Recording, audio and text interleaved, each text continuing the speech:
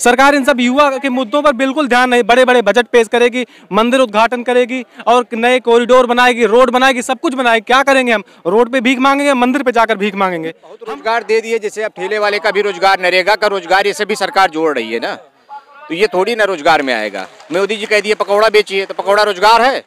दोस्तों नमस्कार।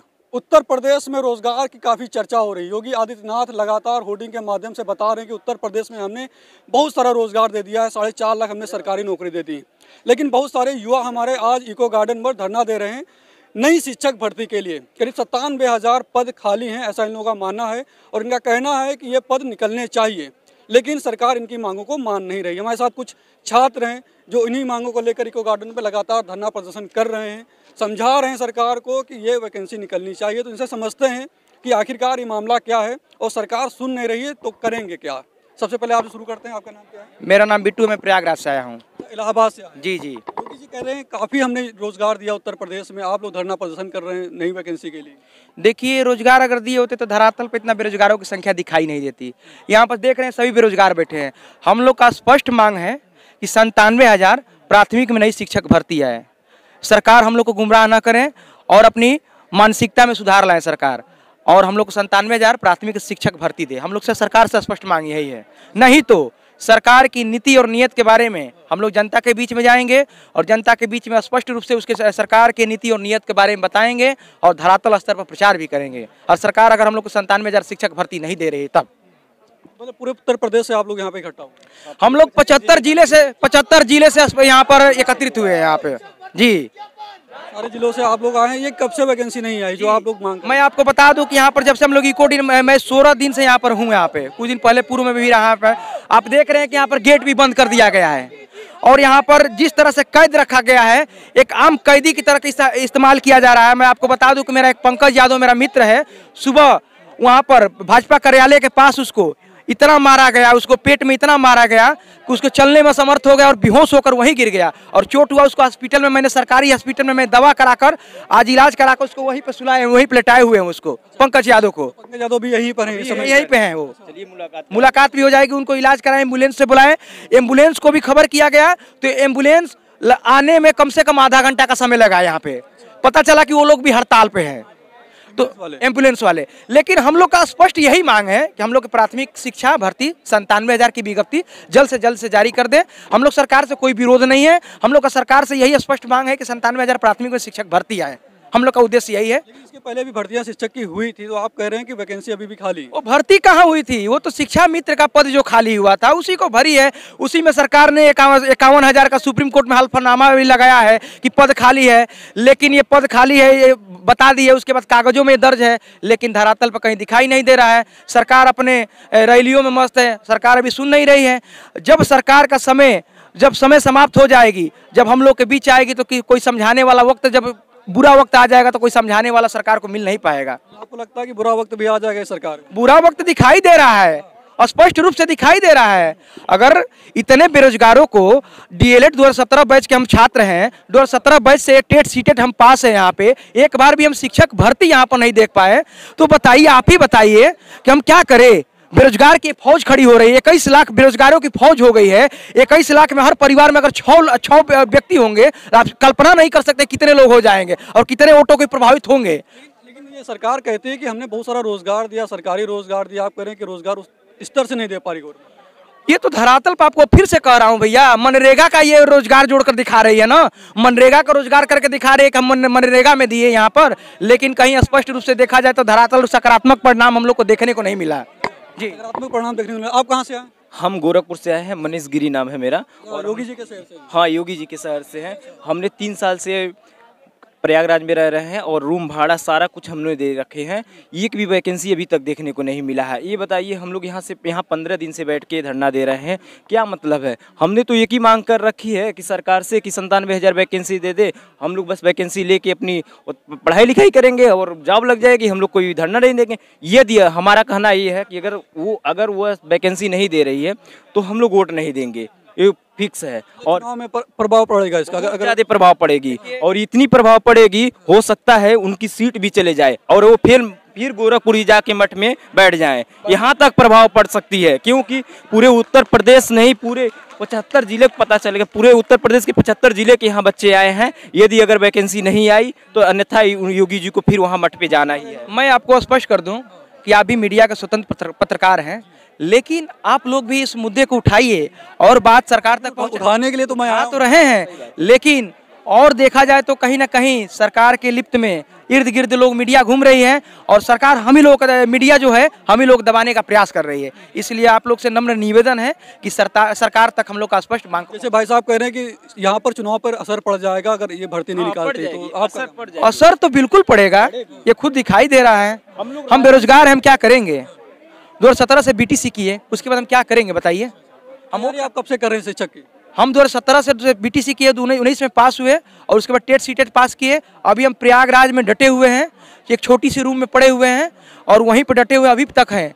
हमको सोचना पड़ता है कि रूम का किराया देना पड़ता है। जब 30 दिन होता है, मकान मालिक मांगता है, तब हमको सोचना पड़ता है कि हम किराया कैसे दे। ये आप हमारी समस्या को जान रहे हैं। सरकार को ध्यान देना चाहिए। जिस हिसाब से भाई साहब बता रहे हैं कि हम किराया भी दे रहे हैं, कहीं ना कहीं बेरोजगारों के लिए 2-3 हज़ार रुपये किराया भी महीना देना कहीं ना कहीं कठिन होता। आप कहाँ से आए? सर हम प्रतापगढ़ से हैं, सुब्रत शुक्ला नाम है हमारा। शुक्ला जी, आप कैसे देखते हैं? इन्होंने तो कहा अगर ये सही से वैकेंसी वगैरह नहीं निकालते हैं तो चुनाव में प्रभाव पड़ जाएगा। सर ये सरकार चाहे केंद्र में हो चाहे राज्य में हो, नौकरी देने के मामले में हमेशा से फिसड्डी रही है। 2004 से हम समझदार हुए, जब से हम जानते हैं। 2017 में हमने BTC में एडमिशन लिया था, 2019 में पूरा हुआ। तब से 3 बार सीटेट और 1 बार UP टेट पास हुए हैं और भी थोड़े बड़े नंबर से नहीं। हमारा शुरुआत हमने 105 नंबर से किया था और अंत में हमने 122 नंबर तक हमने गेन किया है। तब से कोई भर्ती नहीं आई है। ये UP SSC ने भी पेट की परीक्षा कराई थी, उसमें भी हमने जो है 85.3 नंबर अर्जित किए थे और लगभग 99.79 परसेंटाइल। इसके बाद भी कोई लेखपाल की बता रहे थे, लेखपाल की 9000 पोस्ट आई, कोई कुछ भी सुनवाई नहीं। और उसके बाद मैं अपना व्यक्तिगत बात बता रहा हूँ, मैं कहीं तैयारी नहीं कर रहा बाहर, मैं घर में ही शाम को 2 घंटे पर डे बच्चों को ट्यूशन पढ़ाता हूँ अपना खर्चा निकालने के लिए। उसके बाद फिर ये और भी मामले अगर देखे जाए, कहीं अगर पढ़ा के आया हूँ या फुर्सत मिली है तो खेत में जाना पड़ता है पहले जानवरों को हाँकने के लिए। क्या क्या करें? अपना पढ़ाई भी करना है, पढ़ाई के साथ साथ कहाँ जाएं, क्या करें? सरकार इन सब युवा के मुद्दों पर बिल्कुल ध्यान नहीं। बड़े बड़े बजट पेश करेगी, मंदिर उद्घाटन करेगी और नए कॉरिडोर बनाएगी, रोड बनाएगी, सब कुछ बनाएगी। क्या करेंगे हम? रोड पे भीख मांगेंगे, मंदिर पे जाकर भीख मांगेंगे? हम लोग के बारे में सरकार को सोचना चाहिए। 2 साल हो गए, 2 साल का 3 साल होने को है, लेकिन सरकार भर्ती के बारे में कुछ भी नहीं सोच रही है। बड़े बड़े कॉरिडोर भाई साहब बता रहे हैं। शुक्ला जी प्रतापगढ़ से यहाँ है, कहीं ना कहीं दिक्कत है, समस्या है, ट्यूशन पढ़ा के अपना खर्चा निकालते हैं और इनका कहना है कि मंदिर और रोड जो कॉरिडोर बना रहे हैं, मोदी जी योगी जी लगातार प्रचार प्रसार कर रहे हैं, लेकिन अगर युवाओं को रोजगार नहीं मिलेगा तो युवा क्या रोड पर भीख मांगेंगे। चुनाव पे असर पड़ेगा नहीं पड़ेगा? सर बिल्कुल असर पड़ेगा। हमने इनको अपना राजा इसीलिए बनाया ताकि ये प्रजा के बारे में सोच सकें, लेकिन जब राजा ही प्रजा का भक्षक बन जाएगी तो क्या होगा? फिर जनता को अब मजबूरन जो है सत्ता को पलटना पड़ेगा। तो अगर ये अभी भी चेत जाते हैं, अभी भी हम सबको भर्ती दे देते हैं तो फिर तो कुछ सोचेंगे, नहीं तो फिर सत्ता का पलटना तय है। भाई साहब आप कहाँ से आए? सर मैं आजमगढ़ जिले से हूँ। आजमगढ़? जी। आप कैसे देखते हैं? इन्होंने तो कहा कि कहीं ना कहीं परेशान। आज की सबसे बड़ी मुद्दा युवाओं का यही है कि बेरोजगारी है। बेरोजगारी चरम पर पहुँच गई कि युवा जो आत्महत्या के कगार पहुँच गया है। यह प्रत्येक घर की एक दशा है। योगी सरकार का फेल है तो युवा रोजगार के मामले में फेल है। लेकिन रोजगार के मामले में सरकार कह रही है कि हमने 4.5 लाख सरकारी नौकरी दिया और पता नहीं कितना रोजगार हमने। यह भारतीय जनता पार्टी केवल जुमलाबाज है, केवल जुमले ही सुनते आ रहे हैं। 5 सालों से आज तक हम लोग जुमला ही सुनते आ रहे हैं। अभी दिन प्रतिदिन लड़के आत्महत्या के कगार पहुंच रहे हैं। यह धरना, आज के धरना के बाद योगी सरकार का निर्णायक चुनाव इस पे यह निर्णय लेगा। यही धरना चुनाव पे इसका बहुत भारी भरकम असर पड़ने वाला है और हम आपके माध्यम से सरकार को यह सूचना देना चाहते हैं कि अभी भी उनके पास समय है, वह छात्रों के हित बारे में कुछ सोचें। और छात्र आत्महत्या कगार पे जा रहे हैं तो इस सरासर भारतीय जनता पार्टी माननीय मुख्यमंत्री योगी जी का ही जिम्मेदार है, मतलब सरकार जिम्मेदार। भाई साहब आप कहाँ से? मैं रायबरेली से बसंत तिवारी। जैसा कि भाइयों ने बताया कि ये सरकार बिल्कुल युवाओं के विषय में नहीं सोच रही। हम 2011 के B.Ed किए हुए बैठे हुए हैं, एक भर्ती अटेंड की, उसमें धांधली हुई और नहीं हो पाया, किसी कारण बस चांस मिला, फिर वहाँ सुपर टेट से बाहर हुए। लेकिन अभी भी प्रयास कर रहे हैं। अगर सोच रहे थे ये हमारे एज से बाहर होने के कगार पे हैं कि शायद भर्ती आ जाए और हमें चांस मिल जाए, जो हमने पहले नहीं किया उस भूल को सुधार सके। लेकिन ये सरकार बिल्कुल नहीं चेत रही है। और सबसे अगर ये सरकार फेल हुई है तो केवल रोजगार के मामले में फेल है। इसने अभी तक कोई भी रोजगार नहीं दिया। जो भी रोजगार इन्होंने सृजित किए वो शिक्षा मित्रों से रिक्त पद जो हुए थे उन्हीं को सृजित किया है। सरकार लगातार होर्डिंग के माध्यम से आप देखते हैं दिल्ली तक प्रचार सरकार ने किया है, उत्तर प्रदेश सरकार ने, कि हमने उत्तर प्रदेश को नंबर 1 बनाया है रोजगार के मामले में। वो केवल जो है इंफ्रास्ट्रक्चर के मामले में अपने आप को दिखा रहे हैं, बाकी रोजगार उन्होंने कहीं नहीं सृजित किया। धरातल पे इनका कोई काम नहीं हुआ है। ये पूरी तरह से फेल सरकार है। अगर ये अभी भी नहीं चेतती है तो आगे आने वाला परिणाम वही जो पिछली सरकार का हुआ वो इनका होना तय है। जो सपा सरकार का हुआ वही आप कह रहे हैं इनका? हाँ, बिल्कुल उनका होना तय है। 50 सीटों पे सपा सरकार चली गई तो भाई साहब का कहीं ना कहीं मानना ये है कि ये भी 50 के आसपास निपट सकते हैं। बिल्कुल बिल्कुल। अब आप कहाँ से हैं? हम बरेली से हैं। आप बरेली से हैं? जी। आपका ये मानना है कि रोजगार पर ये सरकार फेल है? जी बिल्कुल, रोजगार इस सरकार की सबसे बड़ी समस्या है।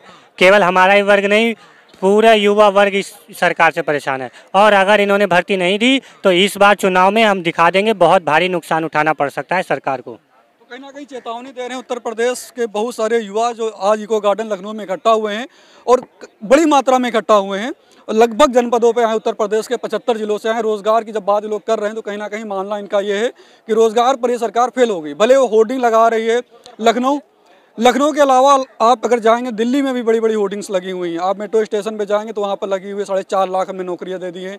उत्तर प्रदेश को हमने नंबर 1 बना दिया है। लेकिन यहाँ पर हमने जब छात्रों से बात की तो उनका मानना यह है कि उत्तर प्रदेश में कहीं ना कहीं वैकेंसी उस तरीके से नहीं फुलफिल हो पाई हैं जिस तरीके सरकार को करना चाहिए था। एक भाई साहब और हैं, इनसे भी आप कहाँ से? मैं लखीमपुर से आया हूँ। मेरा नाम विनय वर्मा है।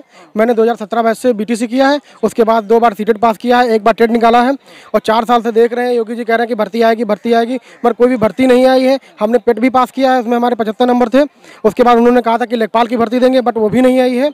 खाली झूठे वादे कर रहे हैं। अगर ऐसा कुछ नहीं करे योगी जी भर्ती दे रहे हैं तो हम अपने वहाँ विधानसभा में जाएंगे, उनका खुलकर विरोध करेंगे और हम यही तमन्ना करेंगे कि बाबा जी मत चले जाएं और हम लोगों का अगर कोई नौकरी दे जो सरकार आएगी तो हम लोग उसका समर्थन करेंगे। हम लोग चाहते हैं कि योगी जी अभी समय है, आप सुधर जाएं, हम लोगों को भर्ती दें। कम से कम 21 लाख बच्चे बेरोजगार हैं, कम से कम उनको तरफ ध्यान दें। ये पता नहीं कब तक सतीश और जो हमारे शिक्षा मंत्री हैं सतीश द्विवेदी जी, वो कह रहे हैं कि हमको अपने घर से वेतन देना पड़ रहा है। लगता है उनके घर से जा रहा है वेतन, ये तो सरकार दे रही है। कम से कम उनको ध्यान देना चाहिए। कैसे कम से कम ध्यान देना। जिन्होंने कहा कि 4.5 लाख रोजगार दिए तो हमको नहीं लग रहा अगर 4.5 लाख रोजगार दिए होते तो यहाँ पे इतना जो धरना चल रहा है तो बच्चे यहाँ पे धरना नहीं दे रहे होते। बेचारे बहुत से लोग बहुत दूर दूर से आए हैं, जैसे मैं भी लखीमपुर से आया हूँ। कम से कम 5-6 दिनों से धरना चल रहा है, बराबर लगातार चल रहा है। इसका कोई मतलब ही नहीं। योगी जी के पास बात ही नहीं पहुँचती, ना हम लोगों को मिलने दिया जा रहा है, ना कुछ दिया जा रहा है। समस्या एक भाई साहब और इनसे हमसे सरकार तो कह रही बहुत रोजगार दे दिया हमने। बहुत रोजगार दे दिए, जैसे अब ठेले वाले का भी रोजगार, नरेगा का रोजगार, ये सभी सरकार जोड़ रही है ना, तो ये थोड़ी ना रोजगार में आएगा। मोदी जी कह दिए पकौड़ा बेचिए, तो पकौड़ा रोजगार है? उन्होंने कहा 4.5 लाख हमने सरकारी नौकरियां दे। अब 4.5 लाख जिसको मिली है, हम लोग तो मांग रहे हैं, अरे यही दे दे तो हम जान लेंगे कि आप 4.5 लाख नहीं 4.5 करोड़ दिए हैं। आप यहाँ दे ही नहीं रहे नौकरी। आप पेट करा लिए, बताइए लड़के घूम रहे हैं, क्या नौकरी आ रही है? UP-SSC से क्या आ रहा है बताइए? 97,000 शिक्षक भर्ती की मांग हम लोग कर रहे हैं, आपने क्या नौकरी दी? वो तो सुप्रीम कोर्ट के ऑर्डर पे आपने शिक्षा मित्रों को 2 बार, आपकी मजबूरी थी देना, आपने क्या दिया है? आपका मानना है कि सरकार अपने स्तर से कोई प्रयास नहीं कर रही है। देखिए हम लोग इसके पहले मंत्री आवास का घेराव, यहाँ 20 दिन से धरना दे रहे हैं। कल मोदी जी इलाहाबाद में, योगी जी रोज रैली कर रहे हैं। एजुकेशन के नाम पे, बेरोजगारी के नाम पे कहीं कुछ बोल रहे हैं? आप बताइए। उत्तर प्रदेश के विकास के बारे में मोदी जी बहुत बोल रहे हैं। आपके पास अगर भोजन नहीं है खाने के लिए, आप मर रहे हो, विकास बहुत हो जाए तो उस विकास से आपका क्या मतलब है? आपके घर में खाने के लिए नहीं रहे और आपका घर 5 मंजिला 5 स्टार होटल की तरह बन जाए, उस घर से क्या फायदा आपके पास? यहाँ बच्चे बेरोजगार हैं, सभी DLED BTC टेट सीटेट पास हैं, इनके लिए आप व्यवस्था नहीं कर पा रहे हैं। तो आप कह रहे हैं कि हम रोजगार बहुत दे दिए, तो ये कौन है? एक दूसरे पार्टी के ये लोग कौन है भाई? क्या दूसरे पार्टी वाले भेज के थोड़ी ना बैठाए हैं? यहाँ कोई लड़का किसी भी जात धर्म पार्टी से मतलब ही नहीं रख रहा है, वो सिर्फ यही टारगेट है कि हमको एक वैकेंसी चाहिए। और इससे पहले अगर सरकार ये मांगे, अभी आप नहीं मानती है आप लोगों की, तो क्या है उत्तर प्रदेश चुनाव में, क्योंकि 2 महीने बाद चुनाव है। देखिए परिणाम, देखिए परिणाम कहीं ना कहीं हर चीजों का बुरा ही होगा, क्योंकि हमारी संख्या 21 लाख है। अभी टेट में 21 लाख बच्चे अपीयर थे। अगर एक आदमी 5 जोड़ लिया जाए तो 20-25 1 करोड़ के से ज्यादा हम लोग हो जा रहे हैं। क्या ये लोग सारे लोग मान जाएंगे कि वोट नहीं देंगे? यहाँ कोई देखिए, ये उस आदमी को देना चाहेंगे कि जो गवर्नमेंट विरोधी हो, क्योंकि हमारी इसलिए मांग इस समय जल्दी है क्योंकि लगभग अनुमानतः 5 जनवरी से आचार संहिता लग जाएगी। आचार संहिता के बाद अगर सरकार नोटिफिकेशन ही जारी कर दे तो कम से कम ये सरकार के लिए खुद वोट बैंक हो जाएगा, बच्चे खुशी से वोट देंगे। बस कहीं ना कहीं आपका मानना है कि अगर आचार संहिता के पहले दे दे तो फायदा हो जाएगा सरकार? नहीं, सरकार का क्यों नहीं फायदा होगा? आप बताइए, आचार संहिता लग जाएगी तो नोटिफिकेशन चुनाव आयोग के हाथ में सारी प्रोसेस चली जा रही है। लेकिन जितना भी रोजगार की बात उत्तर प्रदेश सरकार कर रही है, यहाँ से लेकर दिल्ली तक आप जाएंगे, होर्डिंग्स वगैरह लगी हैं, तो आपका मानना है कि उस स्तर से इन्होंने रोजगार सृजित नहीं किया उत्तर प्रदेश? कतई नहीं किया है। आप विकास की बात कर रहे हैं, आप लखनऊ में देख लीजिए कितना विकास है। कई सड़कें हम आपको टूटी फूटी दिखा सकते हैं लखनऊ के अंदर। आप विकास की बात करें, गड्ढा मुक्त की बात करें, इलाहाबाद में आइए, गड्ढा कई जगह दिखा देंगे। देखिए, कहना नेता का एक फर्ज है। राम मनोहर लोहिया ने कहा था, उन्होंने अपने भाषण में कहा था कि नेता 100 बात बोलते हैं, 2 करते हैं। ठीक है, ये राजनीति में कही जाती है। हाँ, और वही जुमलेबाजी।